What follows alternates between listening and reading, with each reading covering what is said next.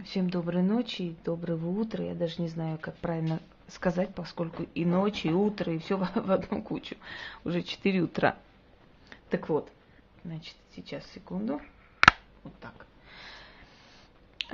Дорогие люди, дело в том, что в этом мире многие беды творятся из-за того, что люди не верят в себя. Когда человек не верит в себя, он делает ошибки, глупости. До того момента, пока мы не уверены в себе, мы поступаем глупо. Хотя некоторые могут меня поправить, сказать, что наоборот, в молодости мы верим в себя, мы наглые такие, самоуверенные, поэтому мы делаем глупость. Неправда. Наоборот, мы не верим в себя, мы не самодостаточны еще. И нам хочется доказать, что мы можем, например, доказать любимому, что я могу выйти замуж. Хоть ты меня не берешь замуж, а я вот выйду и посмотришь. А кому мы чего доказываем, непонятно. Мы выходим за нелюбимых для того, чтобы любимые страдали и бились головой об стену. Так вот, если бы он страдал и любил, он бы страдал еще до того, как ты вышла замуж, правда ведь?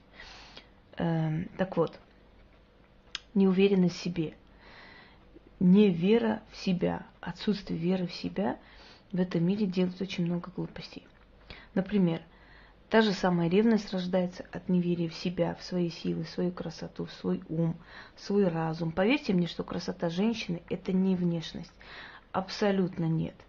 Вот поверьте. Почему? Потому что, да, красивая женщина, она притягивает. Резко сразу смотришь, и она красивая, и мужчина подходит, знакомится. Но его вот это первобытное желание может быть и удовлетворено, и на этом все.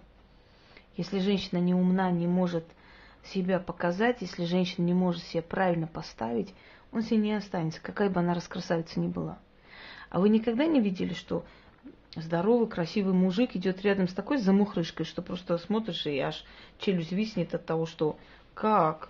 Как же такое может быть? Чтобы он с такой ходил. А вот ходит. Ходит, потому что она самодостаточная, она верит в себя, она верит, что она красивая, что она женщина, что у нее есть женское начало. А кто вам сказал, что страшная женщина, например, некрасивая женщина, например, не может себя преподнести так, чтобы мужчина сошел с ума по ней? Очень сильно ошибаетесь. Всемирно известные секс-символы, имею в виду женщин, абсолютно не были красивыми, красавицами. И наоборот, те красавицы, которых вы как бы знаете как красавиц, у которых было множество любовников, в конце концов померли в одиночестве, абсолютно всеми забытые. Или были убиты из-за своих тупостей и глупостей. Вспомните Мерлин Монро, вспомните там актрису фильма «Эммануэль», которая так и осталась в одиночестве. Даже Бриджит Бардо, у которой в конце там муж-фермер какой-то нашел все-таки ее, слава богу. Была же красавица, правда? Ну, дура, а что, куда деваться? А теперь всемирно известные красивые женщины, якобы секс-символы, красавицы того времени, вообще всех своих времен, да? Клеопатра, которая была не просто некрасивая, она была мужеподобная, она была очень страшного вида. Но она знала 24 языка. Она вычитала всю Александрийскую библиотеку. Она знала искусство любви, она изучала это, поскольку для мужчины секс это не на последнем месте. Так вот, далее, значит, та же самая Коко Шанель. Красивая женщина, я бы не сказала, абсолютно угловатые черты лица. Ничего красивого в ней такого уж прям нет. Но по ней сходили с ума мужчины. Та же самая Мария Каллас, из-за которой вешались мужчины, стрелялись. Она была красавицей, нет, с большим носом, с резко очерченными бровями, абсолютно близко посаженные глаза. Хорошо посмотреть, она не просто не красавица, она страшная была. Но по ней сходили с ума мужчины. Почему? Потому что она верила в себя. А ты вот двухметровая красавица, ты в себя не веришь. Поэтому с тобой обращаются как хотят. А вот Мария Каллас в себя верила. Она как-то сказала: мне говорят, что я получаю больше гонорар, чем президент. А кто ему мешает петь? Пусть поет.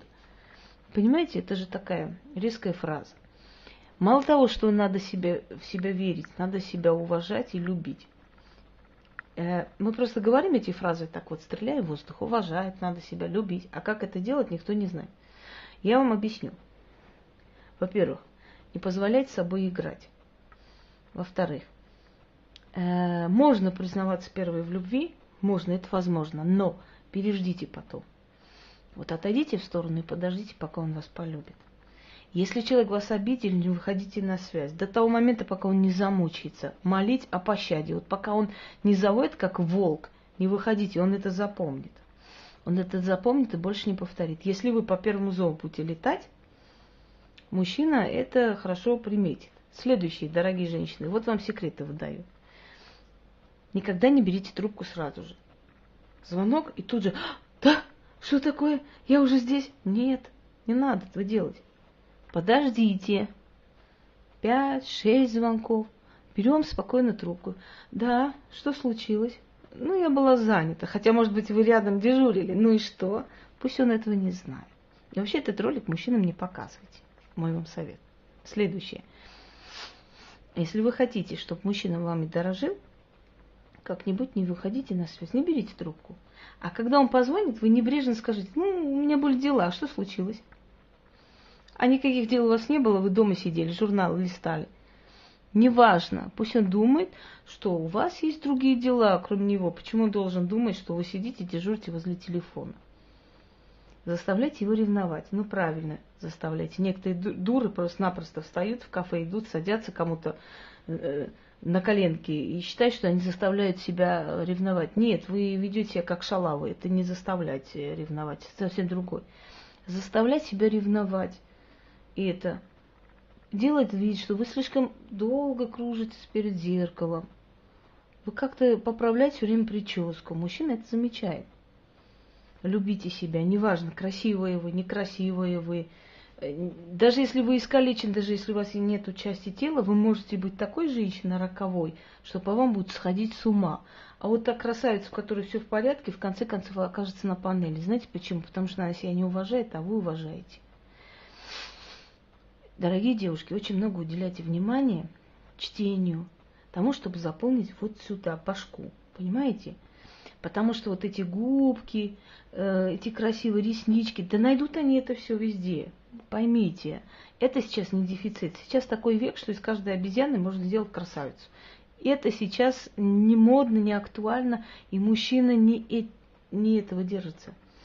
Потому что он это найдет везде. Ну, везде это найдет. Сейчас настолько продешевело вот это все, к сожалению, и не только женщины, и мужчины, в том числе тоже, если их можно мужчинами, правда, назвать, что искать они не будут по губкам, по еще. Вы замечали, что у очень богатых мужчин жены, как правило, ну вот простые. Простые, у них нет силиконовой груди, у них нет огромных губ, как вареники, у них нет татуированных бровей, у них они простые девушки. Потому что, устав от этого всего, от этой силиконовой долины, мужчина хочет отдохнуть, ему нужно поговорить, понимаете? Есть такая фраза: спать есть с кем, поговорить не с кем. Поговорить не с кем, понимаете? Общаться. О чем можно общаться, если у вас тупая голова, поймите? Вы знаете, почему японские гейши запоминались навечно мужчине, после них просто мужчина не мог найти себе место и не мог найти женщину? И почему японские публичные дома пользовались успехом? То же самое про Грецию. Я сейчас не про публичные дома, я имею в виду, что в то время удовольствие для мужчины не считалось только интимные отношения. Удовольствие было общение. Они умели играть на кефаре, они умели читать стихи, они умели общаться, они были собеседницы и друзья, понимаете? И мужчина шел туда отвести душу, поговорить, пообщаться, почитать стихи, там, помечтать. То есть он шел туда расслабить разум и далее. А вы сейчас что делаете? Некоторые женщины очень мечтают быть любовницами. И первый же день, как только познакомились с ним, сразу: а ты мне купишь там вот это, а ты купишь то. И он начинает понимать, она меня использует и убегает. А вы, как дуры, начинаете искать дальше. Девушки, он вам купит весь мир. Только для начала станьте для него кем-нибудь. Станьте. И тогда он сам по своей инициативе вас задарит. Но когда вы 5 минут с ним знакомы и уже хотите, чтобы он там это купил, то вы для него еще ничего не значите, поймите. Это во-первых. Во-вторых, почему-то мы все нацелены, зациклены, как бы все свое время тратим на красоту. Я уже сказала, одно и то же. Во-первых, Вот эти силиконовые, ботоксовые, я не говорю о том, что это все опасно. Если у вас есть мозги, вы этого делать не будете. Я вам не советую ничего такого делать. Если у вас явное уродство, конечно, можно это поправить. Бывает, что просто явное уродство, с этим жить, конечно, невозможно, тяжело. Это одно. Но если есть у вас неплохая внешность, не надо портить. Это превращается в болезнь, поверьте мне. Потом начинает губы делать, потом нос, потом уши, и пошло-поехало. До того момента, пока из себя не сделают какой-то мясной деликатес. Везде вырезано, везде порезано, везде татуировано. Не надо этого делать. Не надо перебарщивать ни в чем. Не тратьте столько денег для того, чтобы выглядеть столь дешево. Просто эстетически выглядите красиво. Ухаживайте за собой, и этого достаточно. Больше нацелитесь вот сюда, чем на вот это вот. Потому что вот это вот просто ради любопытства привлекает мужчину, а дальше не удерживает. Грудью никто еще никого не удержал. Дальше. Что еще? Постарайтесь быть независимыми. Постарайтесь быть независимыми, чтобы он почувствовал, что вы от него не зависите, что вы ни капли не будете за ним бегать, потому что у вас нет другого выхода. Вы знаете, почему многие жены терпят своих мужей? Потому что с 11 класса выскочили за него замуж, нормально-то читать, писать не умеют, нарожали там 5. Естественно, вся надежда на него, он кормилец, куда деваться? Создайте себе карьеру для начала. Семью создайте поздно. Все, кто рано вышел замуж, с великой радостью поменялись бы местами с вами. Знаете, один мудрец сказал, брак это как крепость. Кто еще не вошел, стремится туда зайти, а кто зашел, хочет оттуда выскочить как-нибудь. Понимаете? Осознанно сделайте свой выбор, даже ближе к 30, не поздно, и ничего страшного нет, поверьте мне.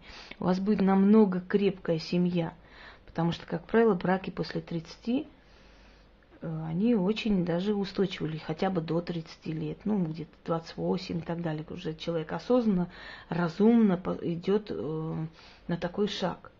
Потому что, как правило, первый брак у нас в России заканчивается разводом.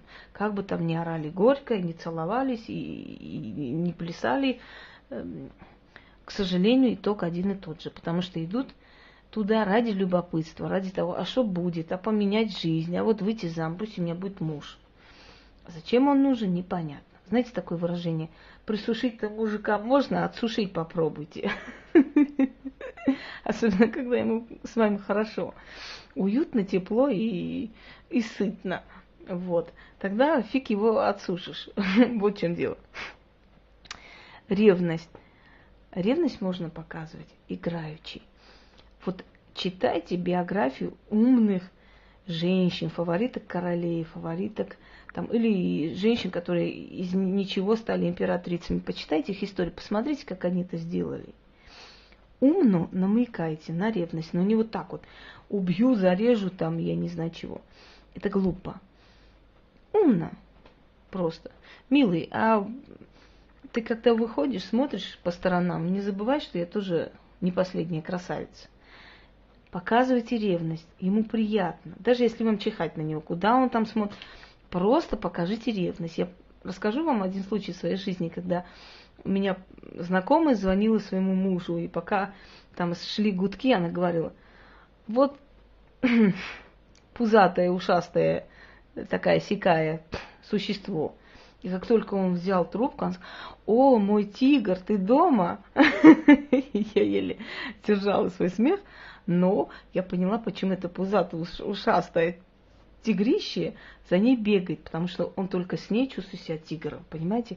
Сказать мужчине, мой тигр, это, знаете, многого стоит. Далее. Никогда не пренебрегайте интимной жизнью. Это большая глупость, когда женщины относятся с презрением к сексу. Я не призываю всех подряд вот ходить, где ничего не искать. Иногда годами мы остаемся одни, потому что нет подходящего человека, нет близкой души, и не нужно пачкать свое тело и свой разум, таскаясь, знаете, непонятно где и с кем. Как сказал Омар Хайям, да, лучше голодать, чем что попало есть. Уж лучше быть одним, чем рядом с кем попало. Это правда. Но если у вас есть любимый человек, если вы встретили того, кого любите, если вы нашли этого человека, близкую душу, не нужно его обижать пренебрежением. Даже если вы холодно относитесь к этому, изучите литературу и поймите, почему у вас так происходит. Сходите к сексологу, в конце концов. Это составляющая часть жизни мужчины. Дорогие девушки, не будьте глупыми. Действительно, им это нужно. Для них это, можно сказать, в жизни первое место занимает. Ну вот как бы не смешно звучало, это правда. Я имею в виду с точки зрения вот ощущения счастья. Да. И если мужчина долго стараясь, не получает ответной реакции, он начинает сомневаться в своей мужественности. В конце концов, он пойдет к той, которая покажет, что он просто супер ас. Даже если он так тянет на троечку. Неважно. Я не призываю вас устраивать там театр и кричать так, чтобы соседи выбежали и вызвали милицию. Нет. Но просто не показывайте пренебрежение, не показывайте, что вам наплевать на него, на его старания, на его внимание к вам. Не стоит, потому что он начнет увлекаться другой женщиной. А потом вы будете ходить с этими скалками, палками, искать его, ревновать и плакать. Этого делать не стоит. Следующее. Никогда не забывайте о чистоте. Чистоплотность – это очень важная составляющая часть женщины. Когда мужчина приходит домой, чистый дом – это уют, понимаете? Когда он приходит и видит разбросанные вещи, и вас, сидящий перед компьютером, ну уж мне кажется, что уже компьютерный век прошел практически, уже надоело всем это так сидеть, чик-чик-чик-чик. Но закройте вы свой профиль, просто там не уберите, а закройте, чтобы лишние 5 копеек никто не вставлял. Вы знаете, что там только ваши друзья, и сидите вы там. И не ищите другого мужчину, не надо. Постарайтесь своего мужчину сделать королем, а не искать где-нибудь на стороне, потому что никогда чужой для вас не станет родным. Дорогие женщины, они все ищут легкой добычи и увлечения. Не нужно размениваться, не нужно терять любовь ради каких-то мелких шакалов, которые вам написали. Какая ты красавица, ой, какой ты девушка красивый. Это не надо. Постарайтесь в своей семье создать этот уют. Но если вы любите человека, конечно, если у вас ничего не получается, лучше развестись. Я считаю, что нечего друг друга мучить. Но вот мой вам совет. Следующее. Постарайтесь одеться по возрасту своему. Потому что то, что вам подходило в 15 лет, когда у вас были бедра узкие, маленькие, детские, там, и грудь маленькая, и то, что у вас сейчас, это совсем разные вещи. Поэтому шорты сейчас, одевая, вы выглядите вульгарно. Если вы тогда выглядели просто подростком, ребенком, да, или красивой девочкой, сейчас вы выглядите просто стареющей теткой, которая хочет молодиться. Поэтому, пожалуйста, не путайте вот эти понятия. Быть молодой, выглядеть молодой и молодиться, потому что это смешно. Вы представьте, 60-летняя тетка, когда ходит в купальнике, и вот смотришь на нее и думаешь, что она там показывает, мне интересно знать. Вот этого делать не надо. Одевайтесь стильно. Всегда ниже колена оно выглядит намного стильнее. И смотрите, тона определенные для вас. Деловые тона, серые тона, светло-бежевые тона. Они очень подходят женщине за 30. Очень красят ее. Выглядите не дешево, чтобы бросаться в глаза сразу, потому что у вас там посреди лета вот такие сапоги. Нет. А чтобы вас запомнили. А чтобы запомнили, надо быть элегантной. И постарайтесь одеваться так, чтобы соответствовать кругу людей. Ну, представьте, вы пойдете там в селе Кукуево, вот такой вот шляпе, итальянской, с итальянским веером и из павлиных перьев. Конечно, вас насмех поднимут. Надо соответствовать своему кругу. В любом случае, учтите. Если ваш мужчина низкий, не нужно одевать метровые каблуки, чтобы не выглядели жираф и бегемотик. Постарайтесь, как бы вам объяснить это? Это не объясняется. Это такой тонкий мир, который надо изучить, понять. Читайте много литературы. Читайте много литературы о поведении женщин, об истории великих женщин, как они всего добились. Это вам очень сильно поможет, чтобы вы себя могли поставить. Понимаете? Никогда не бегите и не садитесь в машину. Подождите, пока он откроет дверь. Потом учтите, если вы садитесь в машину к мужчине, вы говорите тем самым, что вы согласны. Как бы вы не выпендривались, это называется согласие, поскольку машина – это его конь в понятии его первобытности. Это его территория. Вы зашли на его территорию, вы согласны. Потом не обижайтесь, что он вас обидел, или оскорбил, или унизил, или обошел с вами как с шлюхой. Извините уже за выражение. Потому что вы сами дали ему этот повод. Это раз. Следующее, что я хотела бы вам сказать. Дорогие женщины, как бы вам не хотелось, как бы долго вы не воздерживались, и как бы вам не было много лет одиноко, все-таки не стоит отдаваться мужчине сразу же при первой встрече, и как бы вы его не любили, и как бы долго не общались. Почему? Потому что наше тело – это награда для мужчины. А награду просто так не отдают.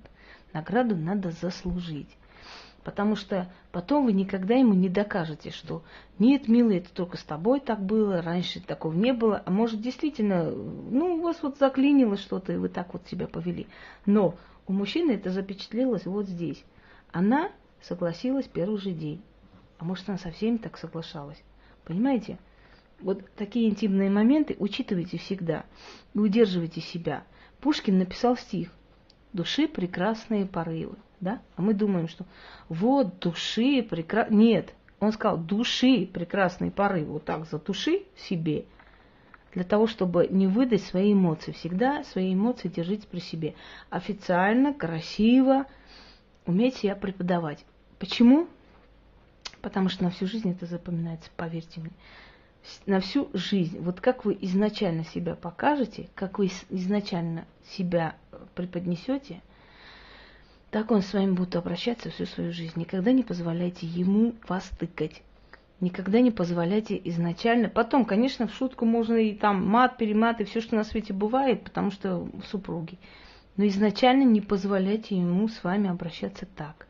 Не позволяйте поднимать руку. Не дай Бог. Потому что если он поднял руку один раз, он дальше это сделает. И если он первый раз вас обидел, надолго обижаетесь, пока он не заслужит ваше прощение. У него в мозгах вот это засядет, и он больше этого не сделает. Женщина, у которой нет самолюбия, которая сразу же прощает и бежит, она рискует всю свою жизнь вот так вот быть битой, чтобы об нее ноги вытирали, и она опять будет бежать, и обратно, и снова, и так далее. Это такие малейшие советы, которые хочу вам дать. На всякий случай, начинающим женщинам в этой жизни, вообще женщинам, будьте женщинами, дамы. Дамы, а не тёлки. Будьте так любезны, девушки. Одевайтесь так, чтобы слегка было видно, но не все. Если вы хотите показать ноги, одевайте короткие, закрывайте верх. Это очень красиво. Закрытая блузка, открытые ноги. Если вы хотите показать грудь, слегка приоткройте грудь, но закройте ноги. Если вы открываете все и туда, и сюда, вы просто-напросто, как открытая книга, которую уже прочли, и нечего там уже искать. Будьте тайной. Понимаете? Тайной. Чтобы за вами охотился человек, чтобы просто выл как волк, чтобы вам было приятно понимать, что вас так любят. Просто до безумия. А для того, чтобы вас любили, вот любовь – это работа. Это целая работа над собой. Из себя создайте даму. И вас будут любить, я вас уверяю. От вас ни один мужик не уйдет в жизни, не уйдет, то есть в жизни своей, да. Мне просто иногда пишут такие женщины, то есть самки женского рода. Вот абсолютно откровенные фото, просто-напросто. Огромная грудь, там лежит на диване, не знаю чего. И пишут: Инга, почему мужики вот мной пользуются и больше не появляются? Я думаю, если бы я была мужиком, я бы тоже так попользовалась и ушла. Зачем ты мне нужна? Ты мне уже показала все, что есть. Зачем мне дальше стараться, интересно знать? Понимаете? Или, знаете, станет там дама какая-нибудь такая вся форцепудренная там, с макияжем, трансвестит, и говорит: перевели все настоящие мужики. А я смотрю, думаю, да если бы я был настоящим мужиком, я бы тоже перевелась, лишь бы с тобой не встретиться, мадемуазель. Понимаете? Настоящие мужики не перевелись, и настоящие женщины не перевелись. Они всегда были, есть и будут. Но вы их не там ищете, а если ищете, то не так вы с ними обходитесь и теряете. Удачи вам!